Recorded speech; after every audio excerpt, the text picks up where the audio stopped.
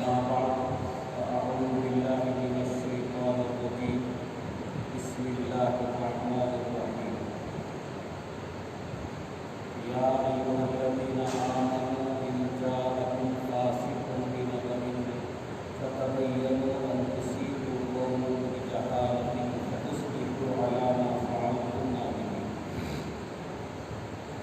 صدق الله العظيم.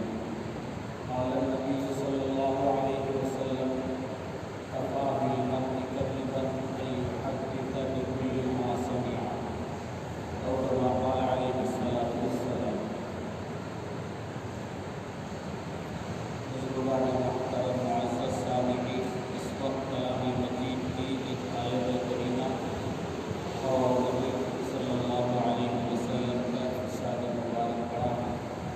اسی کی روشنی میں چند باتیں عرض کرنے کا ارادہ ہے. اللہ کی شان سے دعا ہے کہ صحیح بات کہنے کی اور سب کو سن کر اس پر عمل کرنے کی توفیق عطا فرمائے. کلام مجید کی یہ آیت کریمہ آیت 26 کی سورہ حجرات میں اللہ نے ارشاد فرمایا ایمان والوں سے مخاطب کرنا. اللہ نے قرآن کریم کے اندر بہت سارے احکامات خاص ایمان والا کے لیے مخاطب کر کے ارشاد فرمایا. واضح احکام کو ہے اس کے اندر اللہ نے انسانوں کو مخاطب کیا. یا ایھا الناس کہا، یعنی اے انسانوں، اے آدم کی اولاد. لیکن جو احکامات مسلمانوں کے لیے خاص ہیں یا ایمان والے بندوں کے لیے خاص احکام ہیں تو اللہ نے وہاں پر ایمان والوں کا ذکر فرمایا، اے ایمان والوں. اور یہ اتنا پیارا لقب ہے اے ایمان والوں، اس کے اندر اللہ کے شان ہو ایمان والوں کو ایمان کی نسبت دے کر مخاطب کر دیں. جیسے باپ اپنے بچے کا نام لینے کے بجائے اے میرے پیارے بیٹے کہے تو بچے کو بہت خوشی ہوتی ہے. اللہ جہاں ایمان والوں کو اے ایمان والوں کہتے ہیں تو وہاں پر کوئی خاص حکم دینا چاہتے ہیں جو صرف ایمان والوں کے لیے ہوتا ہے، کسی دوسرے بندوں کے لیے نہیں ہوتا. تو اس آیت میں اللہ نے ایمان والوں کو خاص حکم دیا. کیا حکم دیا؟ حکم یہ دیا ان جاءکم فاسق بنبأ فتبینوا، کہ جب تمہارے پاس کوئی فاسق آدمی، گنہگار آدمی، ناقابل اعتبار آدمی اگر کوئی بات پہنچائے تو تم اس کی تحقیق کر لو. چونکہ عام طور سے دیکھا گیا کہ کوئی بھی بات کوئی آ کے پہنچا دیتا ہے تو بلا تحقیق کے ہم اس کو سن لیتے ہیں. ایک بات سمجھنے کی یہ ہے کہ اگر کوئی آدمی کسی کی برائی آ کر کے ہمارے سامنے کر رہا ہے تو یہ اس بات کی نشانی ہے کہ ہماری برائی بھی اس کے سامنے کرتا ہے. ہم کیا سمجھ رہے ہیں؟ کوئی آ کے کسی کی برائی کر رہا یا بلا تحقیق کے کسی کے بارے میں کوئی چیز ہمارے سامنے ظاہر کر رہا تو ہم اس کو اپنا خیر خواہ سمجھ رہے ہیں. یہ بہت خیر خواہ ہے، میری جو ہے لوگوں کی جو باتیں ہیں میرے خلاف اس کو لالا کے پہنچا رہا. یہ تو ایسی بات ہوئی کہ کوئی آدمی ہمارا دشمن ہماری طرف میں تیر پھینکا جو ہم تک نہیں پہنچا تھا، ہمارے اس خیر خواہ نے لا کر کے ہمارے دل بھی چھپو گیا. یعنی اس کی بات ہم تک نہیں پہنچی، ان کو معلوم ہی نہیں کیا بولا، تو اس سے ہم کو کوئی تکلیف نہیں پہنچی تھی. تکلیف اس وقت پہنچی جب لا کے ہم کو پہنچایا گیا کہ ایسا کہہ رہے ہیں، تب ہمارے اندر بھی انتقام کا جذبہ پیدا.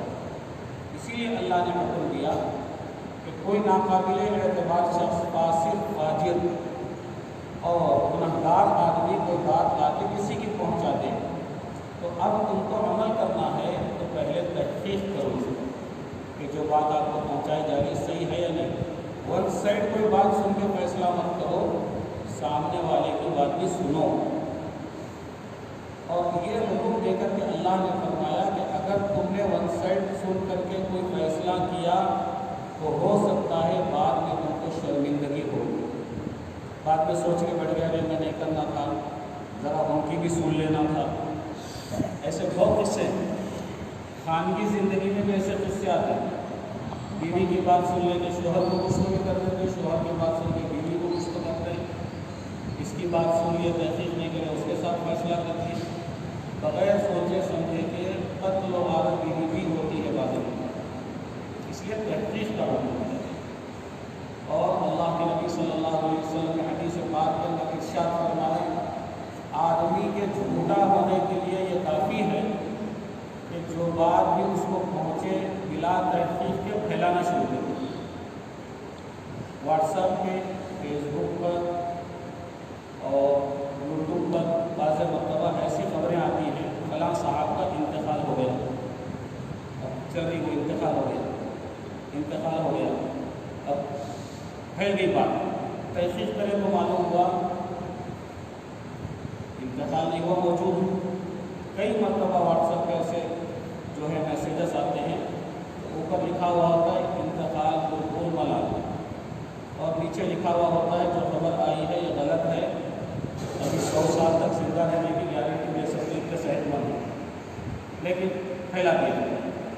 اور ابھی کسی کے پاس پہنچی خبر اس نے دوسرے گروپ میں شیئر کر دیا, اس کو وہ چلی بات پورے ہندوستان میں چلی, پھر وہ پورے اگر فیس بک پہ گئی تو پوری دنیا میں چلی.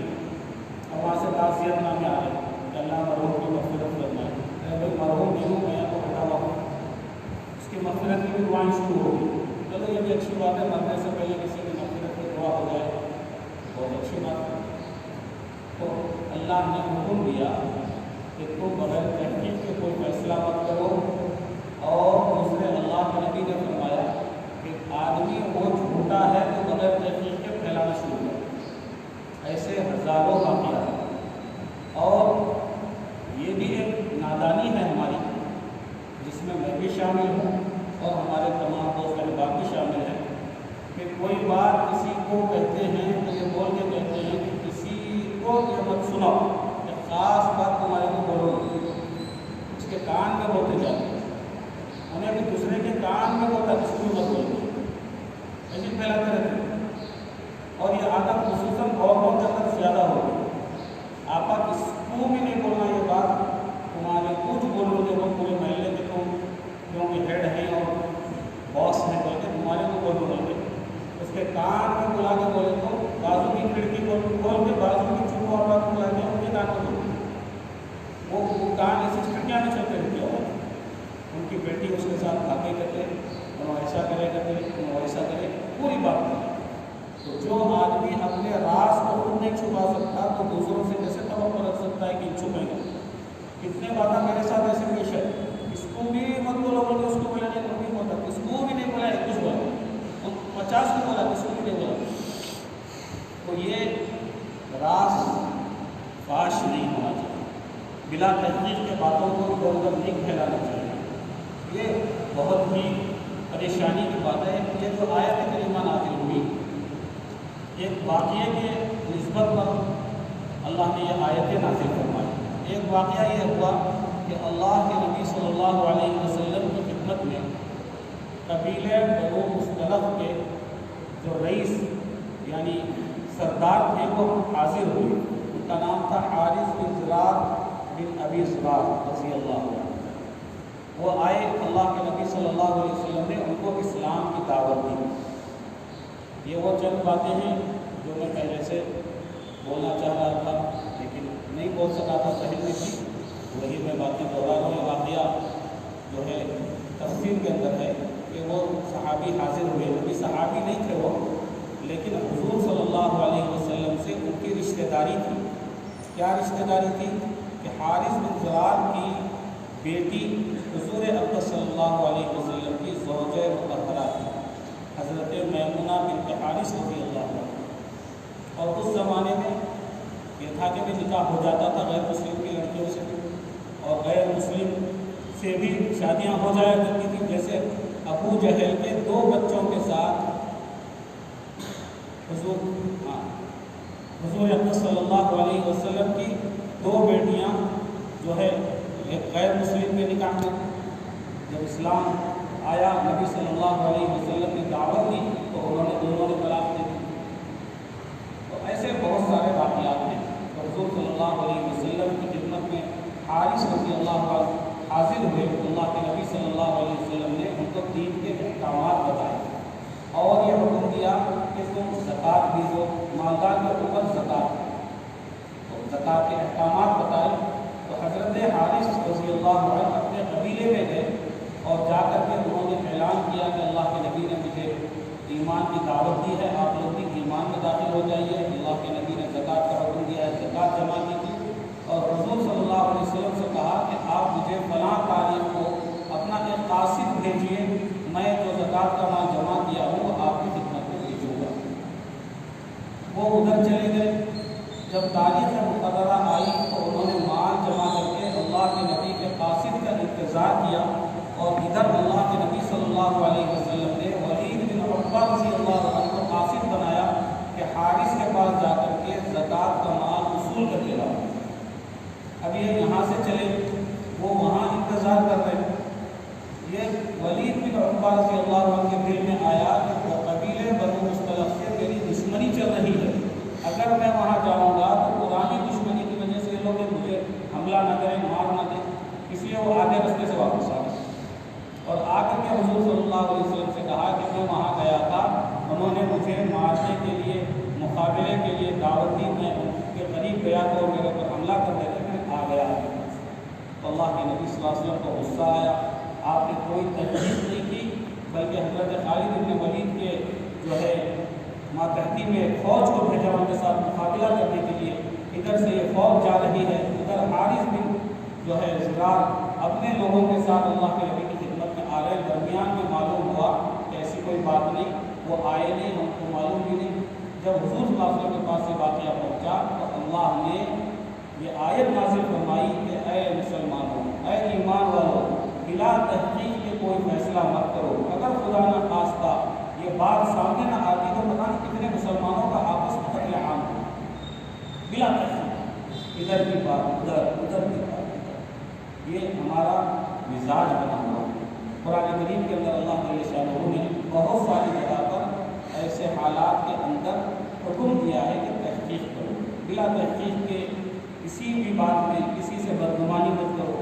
اور حدیث پاک کے اندر اللہ کے نبی صلی اللہ علیہ وسلم نے فرمایا ایاکم والظن فإن الظن اکذب الحدیث، کہ بدگمانی سے بچو، بدگمانی سے بچو، اس لیے کہ اکثر بدگمانی یہ جھوٹ ہوتا ہے، بدگمانی کرنا بھی گناہ ہے، بدگمانی کا موقع دینا بھی گناہ ہے۔ کوئی آدمی شراب کھانے کے سامنے سے آ رہا ہے تو آپ یہ بدگمانی نہیں کر سکتے کہ یہ شخص شراب پی کر کے آ رہا ہے، بدگمانی نہیں کر سکتے۔ ہو سکتا ہے کہ اس کا خریدار ہے، یہ آ رہا ہے یا کسی دوست سے مل کے آ رہا ہے، لیکن ہم کو بھی حکم دیا گیا کہ تم ایسی جگہ مت جاؤ کہ لوگ تمہارے سے بدگمان ہو گئے۔ ٹی وی دیکھتے بیٹھے ہیں، آپ بھی ہوٹل میں بیٹھے ہیں تو آپ چائے پینے کے لیے بیٹھے ہیں، لوگ یہ سمجھ رہے ہیں کہ مسافر ٹی وی دیکھ رہے ہیں، ہم صاحب ٹی وی کو دیکھ رہے ہیں، فرصت میں تو ٹی وی دکان سے دیکھ رہے ہیں، لیکن بدگمانی کا موقع بھی دینا گناہ۔ حضور اکرم صلی اللہ علیہ وسلم رمضان المبارک میں آپ اعتکاف فرمایا کرتے تھے۔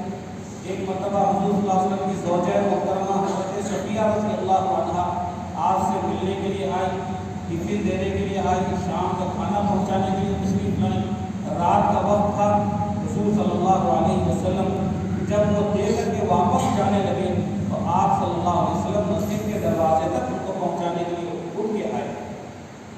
اب وہاں پر جب دروازے پہ ٹھہرے آ کر کے ان کو رخصت کرنے کے لیے تو دیکھا کہ 2 صحابہ سامنے سے گزر رہے ہیں اور انہوں نے حضور کو دیکھ کر کے اپنی چلن کو فاسٹ کر دی، اسپیڈ کر کے دور ہو کر کے چلنا شروع کیا۔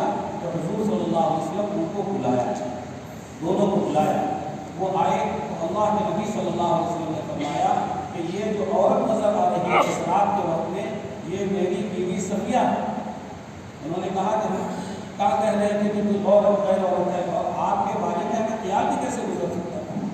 تو اللہ کے نبی صلی اللہ علیہ وسلم شیطان دل کے اندر برے وساوس ڈالتا ہے، برے وساوس۔ اسی لیے بدگمانی کرنا بھی حرام ہے، بدگمانی کا موقع دینا بھی حرام ہے۔ کسی کے بارے میں اگر کوئی بات معلوم ہو جائے تو فوراً اس سے پہلے تحقیق کرو گے کہ آپ کے بارے میں یہ سنا۔ اب تو اچھا بھی سنے تو زیادہ برا لگا، اچھا والے بہت اچھے ہیں ہمارے بارے میں ایسا بولا۔ اللہ کے نبی صلی اللہ علیہ وسلم نے فرمایا کہ دو آدمیوں کے درمیان اگر جو ہے کوئی جھگڑا ہے اور دونوں کے اندر جو ہے بات چیت بند ہے، تو ایسے وقت میں دونوں کو جوڑنے کے لیے کوئی آدمی جھوٹ بولتا ہے تو بھی اس کو ثواب ملے گا۔ جا کے اس کے سامنے، کسی کے سامنے اگر کوئی دشمن کی گالیاں دے اور اس نے آ کر کے کہا کہ آپ جس سے دشمنی کرے ہوئے ہیں وہ آپ کی تعریف کر رہا تھا، بہت بڑے اچھے آدمی ہیں، بہت بڑے پہلوان ہیں اور بہت سخی ہیں، اگر جھوٹ بولتے گئے ان بولا کہ میں دشمنی کر رہا ہوں اور ان میری تعریف کر رہا، چلو آپس میں مل کے محبت ہو گئی، تو جھوٹ بولنے کی ایسے وقت میں اجازت ہے اور جھوٹ بولنے پر ثواب ہے، سچ بولنے پر گناہ۔ بیوی کو بھی جھوٹ بول سکتے ہیں۔ کسی کے گھر میں ایسا ہوتا کہ بعضوں کی بیوی یہ ہوتی ہے کہ سستا مال لے تو جھگڑا کرتی، اور بعضوں کی بیوی ایسی ہوتی ہے کہ مہنگا مال لے تو جھگڑا کرتی۔ مہنگی چیز لا کے جھوٹ بولنا کچھ بھی نہیں، ایسی ملے گا تو 150 میں لا لیا اور خوش ہو جاتی، ٹفن کی چیز 150 میں ملی اور 5-6 لے کے آنا۔ اور بعضوں کے اور ایسے ہیں، ذرا میں جو ہے سستا مال لے کے تو بولتے اٹھا کے پھرتی، کیا لے کے گھر کلاس مال، سڑک چھاپ مال، تو 500 کی ساڑی لا کے 2000 کی بولنا ہوتا، 2000 کے آئے میڈم آپ کے لیے جھوٹ بولو، اس کو خوش ہوگی، کتنی محبت کرتی میری شوہر ہے، سو تنخواہ 2500 2000 کی ساڑی سلائے، اب 500 کی کیسا کرتے، بہت میرے سے محبت کرتے۔ تو جہاں پر کسی کے اندر محبتیں بڑھانا ہے تو وہاں جھوٹ کا استعمال کیا جا سکتا ہے۔ جہاں بدگمانی کا موقع آئے تو وہاں پر موقع بھی مت دو، بدگمانی بھی مت کرو۔ شراب کھانے سے آئے تو بھی یہ سمجھو کہ یہ شراب پی کر کے نہیں آ رہا، مسجد سے آ رہا تو یہ مت سمجھو کہ یہ بھی نماز نہیں پڑھ کے آ رہا، ہو سکتا ہے وہ کسی مسجد میں نماز پڑھتے ہیں۔ بعض مرتبہ ایسا ہوتا ہے کہ مسجد کے سامنے سے بعض لوگ نماز کے وقت میں گزرتے ہیں تو فوراً یہ خیال آتا ہے کہ یہ شخص بغیر نماز کے جا رہا ہے، تو اس پر گناہ ہوگا۔ کیوں؟ اس لیے گناہ ہوگا کہ ہو سکتا ہے وہ ایسی جگہ نماز پڑھا ہو جہاں پر پہلے نماز ہوتی پڑھ کے ہے۔ قیامت کے دن اللہ کے شانہ کے پاس کسی کے ساتھ اچھا گمان کرنے پر سوال نہیں ہوگا۔ وہ بے نمازی کو تو نمازی نہیں کو سمجھا، یہ سوال نہیں ہوگا۔